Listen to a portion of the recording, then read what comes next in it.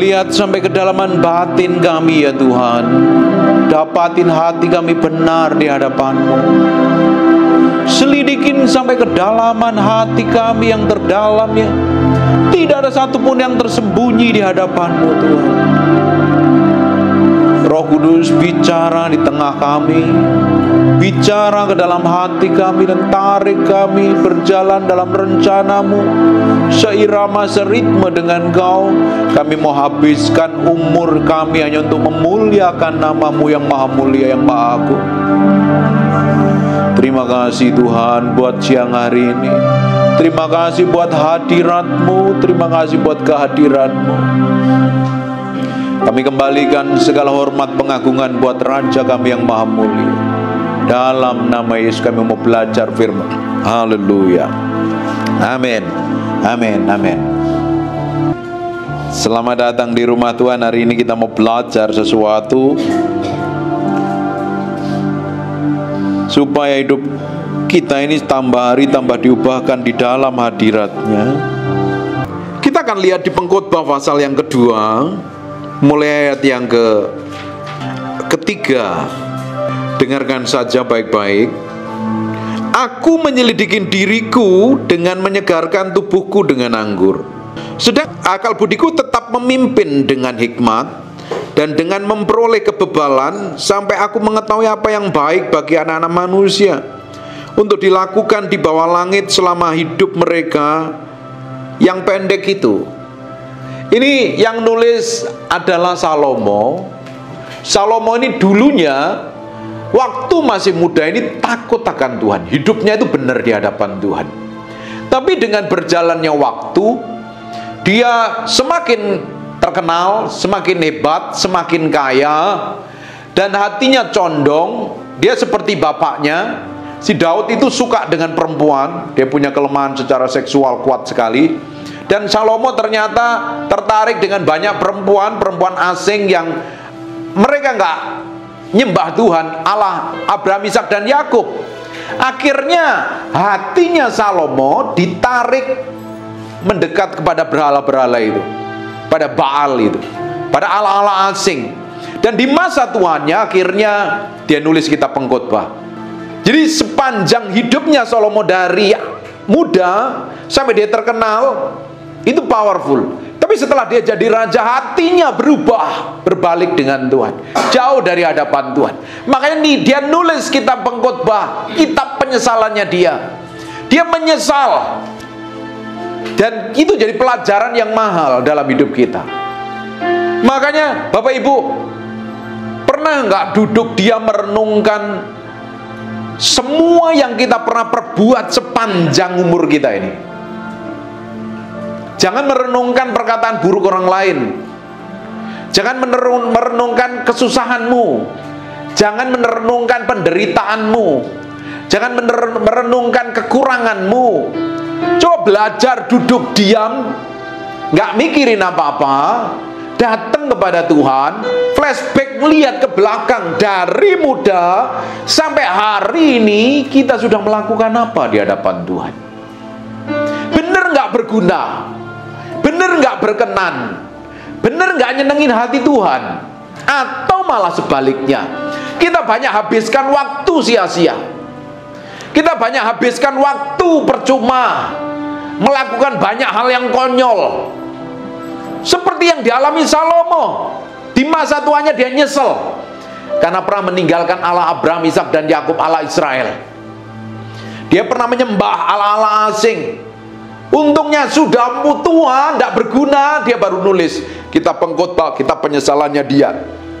Ini jadi pelajaran mahal. Jangan sampai kita udah tidak bisa apa-apa baru bertobat. Padahal Tuhan mau pakai hidup yang ada waktu kita masih segar, masih sehat seperti ini, jadi berkat bagi banyak orang, untuk mempermuliakan nama Tuhan. Maka kita kadang perlu merenungkan loh, apapun yang kita perbuat selama ini benar nggak berkenan di hadapan Tuhan. Kan beberapa minggu yang lalu, tanggal 1 April saya ulang tahun, saya banyak berdiam diri di hadirat Tuhan. Saya banyak berdoa. Nah, kemarin saya berdoa hampir setengah harian penuh. Saya merenungkan Ini tambah hari tambah tua saya. Saya udah nggak ngitung maju lagi, saya ngitung mundur. Tinggal sisa berapa yang Tuhan percayakan umur sama saya. Jadi akhirnya saya datang sama Tuhan, saya ngomong, Tuhan, aku ini udah melakukan banyak hal yang berkenan di hadapan-Mu atau belum? Sisa umur yang pernah Kau berikan ini loh, aku pernah lakukan yang terbaik buat Engkau atau tidak? Aku udah melakukan banyak hal yang mempermuliakan nama-Mu atau malah sebaliknya? Saya datang sama Tuhan, saya koreksi hati saya. Dan sejak itu saya memutuskan untuk melangkah setiap hari jadi berkat bagi banyak orang. Mau habiskan sisa waktu yang ada ini untuk nyenengin hati Tuhan. Amin. Kita harus belajar melihat setiap langkah yang kita perbuat setiap harinya berjalan sesuai firman apa tidak. Kita tidak tahu nanti yang dipanggil duluan siapa. Nah, suatu hari kita akan mempertanggungjawabkan semuanya di hadapan Tuhan loh.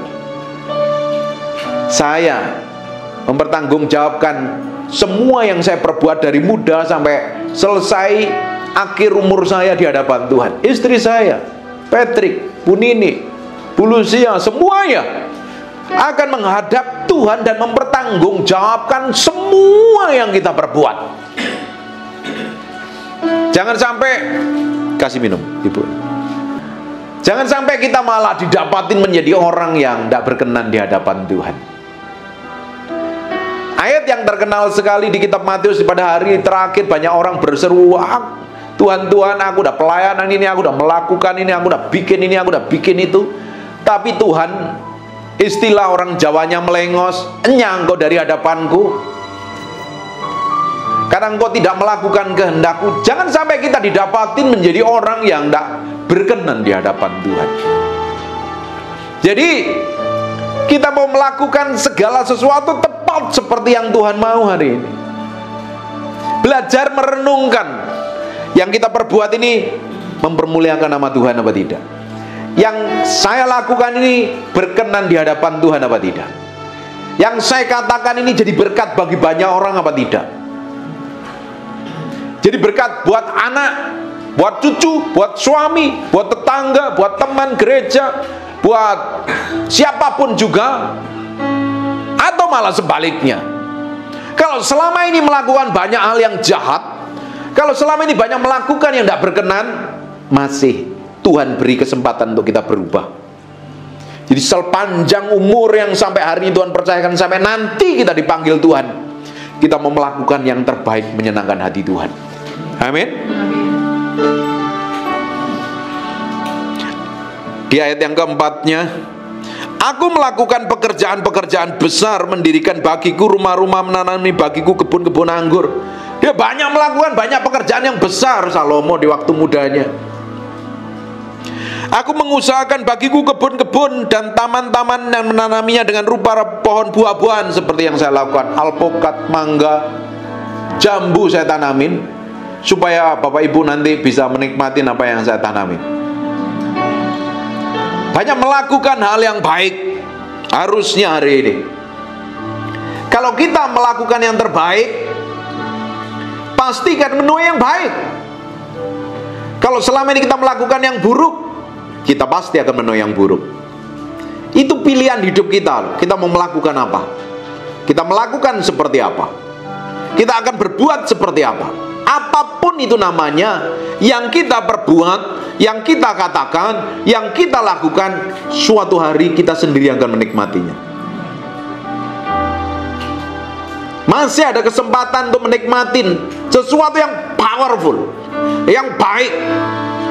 Orang-orang yang masa mudanya pinter, tentunya masa tuanya ya tambah pinter. Tapi kalau masa tua mudanya malas, masa tuanya akan susah. Masa mudanya makan sembarangan, masa tuanya banyak penyakitan. Kalau masa mudanya banyak belajar firman, merenungkan firman, masa tuanya engkau nggak akan pikun, tambah tajam. Jadi berkat. Amin. Saya lihat orang yang mukanya seger-seger di tempat ini tambah cantik-cantik. Katakan amin. Kita mau berjalan setiap hari, mulai hari ini bersama Tuhan, melakukan segala sesuatu tepat seperti yang Tuhan mau, melakukan yang baik loh, lakukan yang terbaik kepada Tuhan, kepada siapapun, kepada orang terdekatmu, sampai bisa orang-orang itu melihat manifestasi Tuhan melalui hidup kita. Amin. Masih banyak orang komplain dengan kelakuanmu, hari ini bertobat.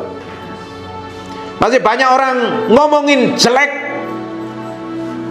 tentang hidupmu, hari ini bertobat.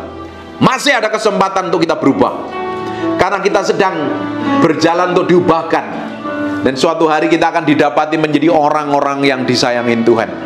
Tujuan akhir hidup kita adalah bersama Yesus loh, memerintah bersama Yesus. Dan selama di bumi, Dia menyertain kita, Dia mengurapin kita, Dia memberikan kemampuan kepada kita, supaya hidup kita ini semakin hari semakin mempermuliakan nama Yesus. Orang bisa melihat karakternya Yesus, orang bisa melihat kelakuannya Yesus, orang bisa melihat perkataannya Yesus, orang bisa melihat perbuatan Yesus melalui hidup kita. Kira-kira powerful apa enggak hidupmu? Amin. Kira-kira masih pada mau cemberut, ngomel, gerutu, ngeluh, nggak gelas itu, atau hidupmu penuh semangat dan bahagia? Amin. Seneng apa cemberut? Bahagia tentunya bersama Tuhan. Ada jaminan kok bersama Tuhan.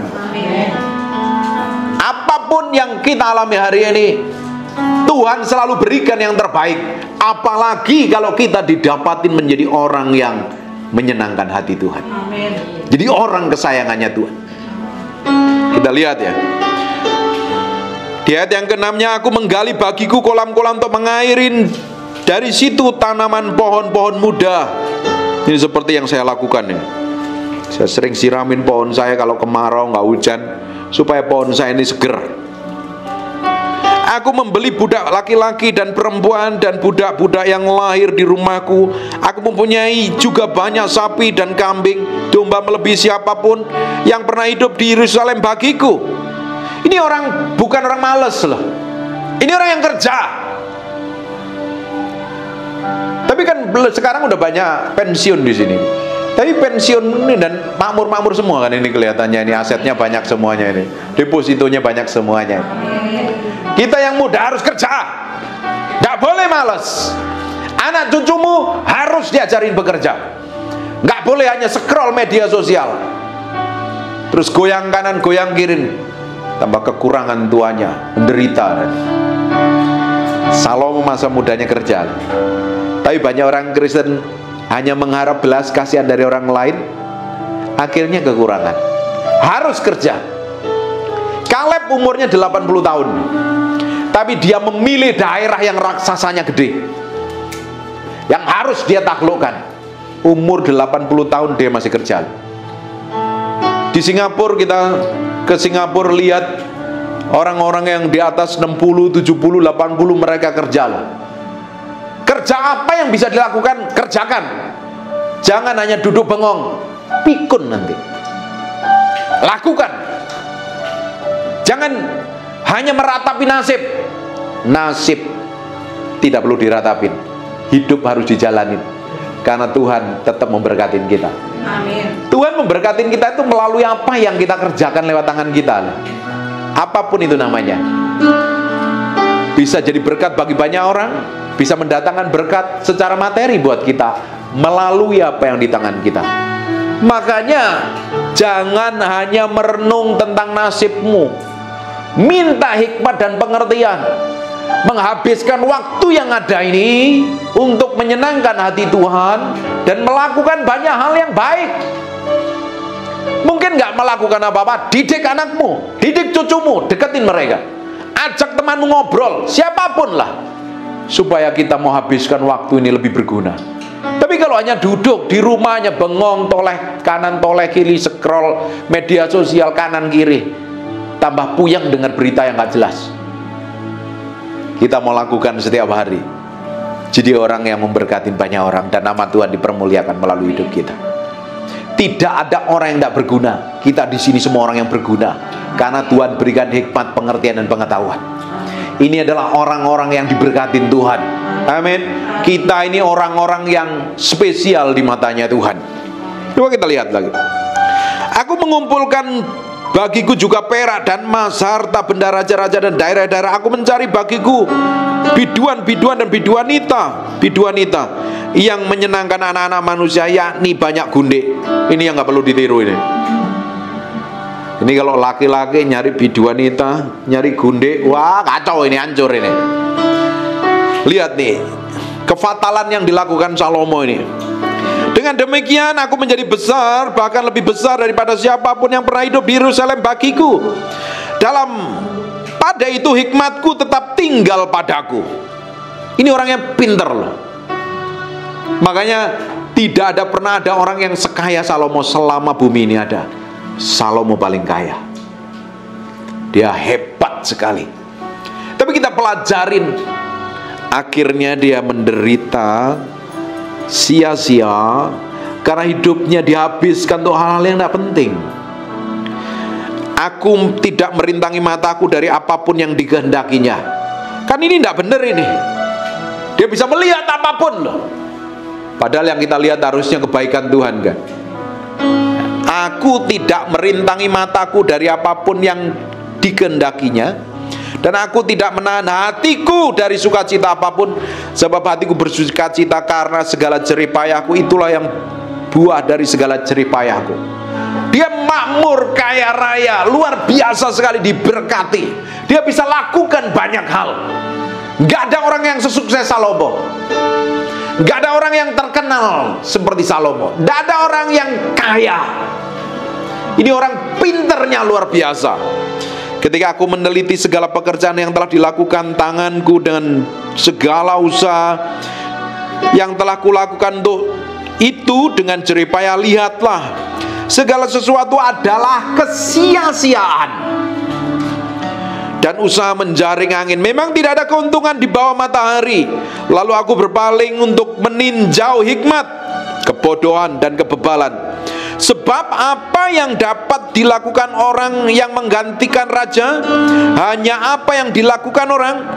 Dan aku melihat bahwa hikmat melebihi kebodohan, seperti terang melebihi kegelapan. Mata orang berhikmat ada di kepalanya, sedang orang bodoh berjalan dalam kegelapan. Perhatikan ya, mata orang berhikmat ada di kepalanya. Orang berhikmat bisa melihat peluang yang terbaik. Perhatikan nih. Sedangkan orang bodoh berjalan dalam kegelapan. Orang yang bodoh itu berjalannya di dalam kegelapan karena apa? Matanya tidak diterangi. Jadi orang bodoh itu akan kebentur-bentur karena berjalan dalam kegelapan kan. Orang bodoh, orang yang tidak bisa mengendalikan dirinya, orang yang tidak bisa mengendalikan mulutnya, orang yang tidak bisa mengendalikan sikapnya. Akhirnya jalannya kebentur-bentur enggak? Konflik dengan orang, berantem dengan orang, gegeran dengan orang, selisih pendapat dengan orang, kebentur-bentur enggak? Berdarah-darah enggak orang kayak begini? Orang bodoh karena enggak memiliki hikmat dan pengertian. Matanya gelap, sehingga semuanya dihajar. Dia sendiri yang rugi. Tapi kita adalah orang yang memiliki mata yang diterangi oleh kebenaran firman Tuhan. Kita tahu membedakan mana tangan kanan dan mana tangan kiri. Kita tahu membedakan mana yang berkenan dan tidak, mana yang menyenangkan hati Tuhan dan tidak. Level kehidupan kita sekarang hanya pingin nyenengin hati Tuhan, gak ada yang lain. Semua perbuatan yang sia-sia kita harus tanggalkan. Semua yang kita lakukan di muka bumi ini berhasil, tapi tanpa Tuhan adalah kesia-siaan. Bapak Ibu bisa mendapat kekayaan. Saya ketemu orang-orang kaya raya, orang-orang mereka berhasil, bos-bos besar, tapi mereka di dalamnya rapuh dan keropos karena tidak ada Tuhan. Semua pencapaian kekayaan, hartanya seperti sia-sia belaka. Karena apa? Hancur pernikahannya tanpa Tuhan. Hidupnya hampa, dihabiskan untuk berfoya-foya. Seperti yang Salomo lakukan. Dia punya kekayaan, dihabiskan Dia tidak merintangi mata untuk menghalangi apapun juga. Dia cari biduanita, cari perempuan-perempuan, ya ketemu anaknya raja cantik, dikawinin sampai istrinya 300 dan gundiknya 700, totalnya 1000. 1 tahun ada berapa hari? 365 hari. Itu kalau datengin istrinya satu-satu itu masih nganggur yang separuh lebihnya. Bayangin, parah sekali. Dia punya kekayaan. Di ujung masa tuanya dia ngomong semua sia-sia karena dia meninggalkan Tuhan. Dia beribadah kepada Allah asing yang dicondongkan oleh para istri dan gundik-gundiknya. Kita lanjut lagi.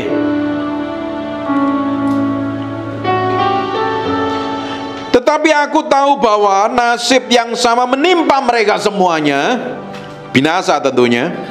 Maka aku berkata dalam hati, nasib yang menimpa orang bodoh juga akan menimpa aku. Dia menyamakan dirinya orang bodoh loh. Padahal orang raja yang hebat loh ini. Karena dia meninggalkan Tuhan. Lihat ya, untuk apa aku ini dulu begitu berhikmat, lalu aku berkata dalam hati bahwa ini pun sia-sia. Ninggalin Tuhan. Tanpa Tuhan hidup kita ini sia-sia. Tanpa Yesus hidup saya bukan siapa-siapa. Tanpa Yesus nggak mungkin istri saya mau nikah sama saya. Tanpa Yesus hidup kita tidak berarti kok. Karena ada Yesus saya diubahkan, dibawa ke level kehidupan yang berbeda, diurapi, dipakai Tuhan untuk kemuliaan namanya. Hidup Bapak Ibu semuanya, hidupmu berharga karena ada Yesus. Ada jaminan masa depan yang penuh pengharapan kok. Amin.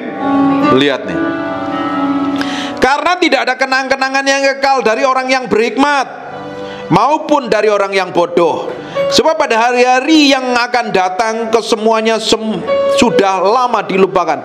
Dan orang yang berhikmat mati juga seperti orang yang bodoh. Ujung dari hidup kita akan selesai dipanggil Tuhan. Waktu saya dipanggil Tuhan, waktu Bapak Ibu dipanggil Tuhan, selesai hidupmu. Yang jadi masalahnya meninggalkan warisan apa? Ninggalkan jejak apa? Bapak Ibu dikenang seperti orang seperti apa? Orang kan mengenang Bapak Ibu suatu hari orang yang seperti apa? Orang yang cerewet, orang yang bawel, orang yang kelakuannya jelek, orang yang banyak hutang, orang yang menderita, atau orang yang diberkati dan orang yang hidup takut akan Tuhan. Orang yang menghabiskan masa tuanya nyenengin hati Tuhan. Tergantung pilihan kita. Suatu hari kita akan semuanya selesai. Dan saya mau meninggalkan warisan ilahi. Orang kenang saya adalah orang yang takut akan Tuhan, contoh hidup saya. Amin. Amin. Sekarang kita baca Alkitab, kita pelajarin jejak orang-orang yang hidup bersama Tuhan kan. Bapak Ibu belajar di kitab Ibrani itu ada saksi-saksi iman. Kenapa kok jadi saksi iman? Karena mereka hidup sesuai dengan ketetapan Tuhan. Juga ada orang-orang yang hidupnya tidak takut akan Tuhan. Jadi contoh juga. Kita kenang Paulus seperti apa, Musa seperti apa, Daud seperti apa. Tapi kita juga kenal dan kita kenang Bileam seperti apa, Yudas seperti apa, Ananias dan Safira seperti apa. Tergantung hidup kita hari ini, kita akan memberikan jejak seperti apa untuk generasi yang akan datang. Anakmu, mantumu, cucumu akan kenang kamu seperti apa. Masih ada kesempatan untuk bersikap, bertindak seperti Kristus. Dimulai hari ini, ambil keputusan. Aku mau sisakan sisa yang ada yang Tuhan percayakan umur hidup ini, meninggalkan jejak yang dikenang bahwa aku adalah orang yang cintakan Tuhan dan mengasihi Tuhan. Amin. Amin. Jangan dihabiskan waktumu dengan sia-sia, ngeluh, ngomel, gerutu, cerewet, bawel, menyesalin hidup dan lain sebagainya. Penyesalan tidak ada gunanya. Menyesal itu tidak ada gunanya. Karena hidup kita bukan untuk hari kemarin. Hidup kita untuk 1 jam yang akan datang. Hidup kita untuk 1 hari yang akan datang. Hidup kita untuk 1 tahun yang akan datang, 10 tahun yang akan datang, 20 tahun, 50 tahun yang akan datang. Amin. Penyesalan tidak ada gunanya sama sekali. Jadi stop komplain tentang hidupmu. Lakukan yang terbaik untuk Tuhan. Ini bicara tentang penyesalannya Salomo loh ini. Pelajaran yang mahal sekali kita pengkhotbah ini. Mereka adalah orang yang hebat, orang yang dipakai Tuhan, orang yang pinter, tapi di masa tuanya dia menghitung harinya. Banyak hal yang konyol yang diperbuatnya. Kita mau menghitung hari kita penuh dedikasi untuk kemuliaan nama Tuhan. Amin. Diberkati. Patuh dulu. Haleluya. Ayat yang ke-17, ayat 16. Karena tidak ada kenang-kenangan yang dikenal dari orang berhikmat maupun orang bodoh, sebab pada hari-hari yang akan datang kesemuanya sudah lama dilupakan. Dan orang yang berhikmat mati juga seperti orang-orang bodoh. Oleh sebab itu aku membenci hidup. Bayangin, kurang apa dia, tapi kok benci dengan hidup? Karena aku menganggap menyusahkan apa yang dilakukan di bawah matahari. Sebab segala sesuatu adalah kesia-siaan dan usaha menjaring angin. Padahal segala sesuatunya kan gak sia-sia yang kita perbuat. Kita gak menjaring angin, kita berbuat untuk kemuliaan nama Tuhan kok. Kenapa kok dia nggak usah ngomong kayak begitu? Dia berbuat banyak, dia tinggalkan Tuhan. Dia nyembah Allah asing. Padahal dia dididik oleh orang tuanya hidup takut akan Tuhan. Tapi karena kekayaan, orang lupa daratan. Karena ketenaran, orang lupa lautan. Akhirnya ngawang-ngawang di angkasa, jadi jin, genderuwo dan kuntilanak, nggak nginjek bumi. Lupa daratan, lupa lautan. Dia meninggikan dirinya, seperti yang dilakukan oleh Uzia. Raja Uzia itu diberkati, jadi kuat, jadi masyhur. Dia meninggikan dirinya, dia berbuat semaunya seperti yang dilakukan Salomo. Dan apa yang terjadi? Ditolak Tuhan. Untungnya Salomo masih nulis kitab pengkhotbah, kitab penyesalannya dia. Hari ini kita mau habiskan waktu yang ada ini untuk nyenengin hati Tuhan saja. Amin. Nanti pulang renungkan apa yang diperbuat selama hidupmu ini menyenangkan hati Tuhan apa tidak. Aku membenci segala usaha yang kulakukan dengan jerih payah di bawah matahari, sebab aku harus meninggalkan kepada orang yang datang sesudah aku.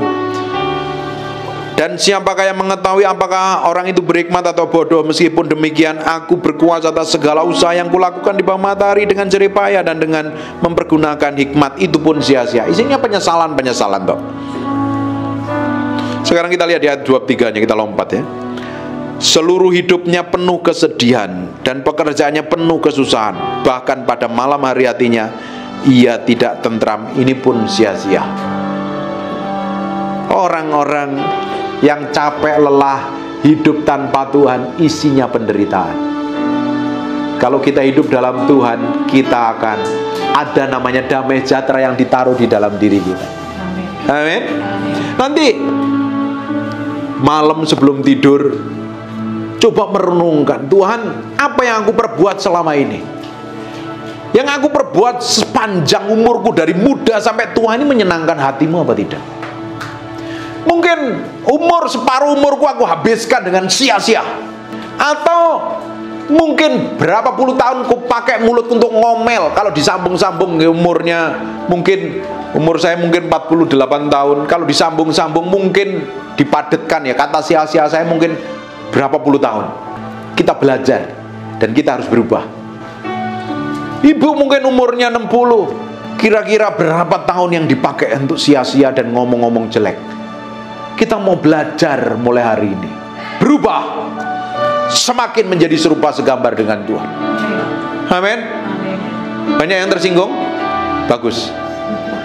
Pasti merubah hatimu. Apa yang saya sampaikan seringkali nyakitin hatimu kan?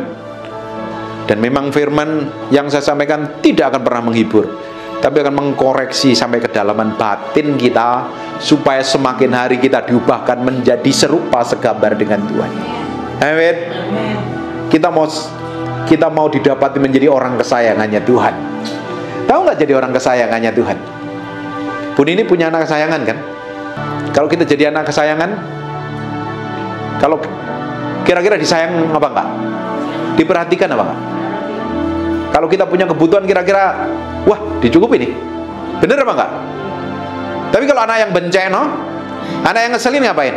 Syukurin loh, belajar itu dari kekurangan, bener apa enggak? Bapak Ibu bisa dibayangkan kalau kita jadi kesayangannya Tuhan, apa yang terjadi? Powerful sekali.